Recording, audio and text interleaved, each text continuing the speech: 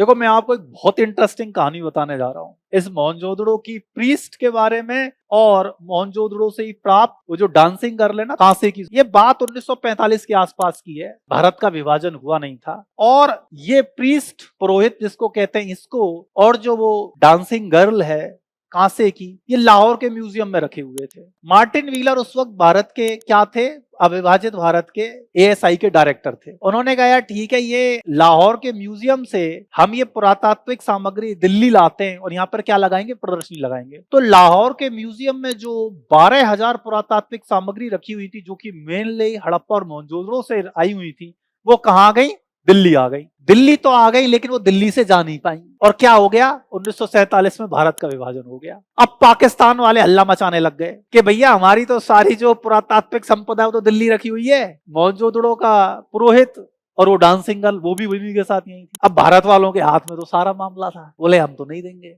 फिर Martin wheeler, क्योंकि भारत के विभाजन के पश्चात मार्टिन व्हीलर ही क्या बन गए, भारत के एएसआई के डायरेक्टर।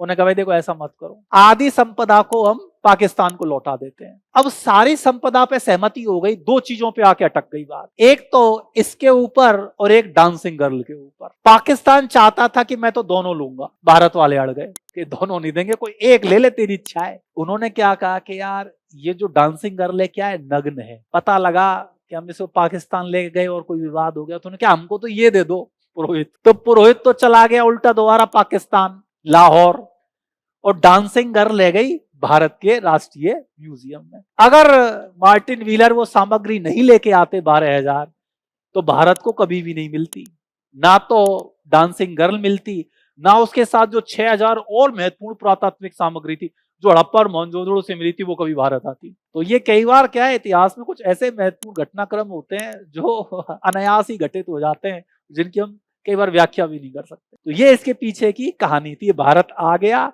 और फिर भारत से चला गया, और डांसिंग गर्ल जो थी वो भारत में ही रह गई, आज भी भारत में ही है। वो अभी भी मांग करते हैं वो कि वो तो हमारी है, हमें दो। अब तो आ गई, अब नहीं देंगे हम, क्योंकि भारत ही कहता है कि जो तुम तो थे कहां पाकिस्तान वालों, 1947 से पहले तो हम ही ये हड़प्पा भी हमारा था और मोहनजोदड़ो तो सारी हमारी है।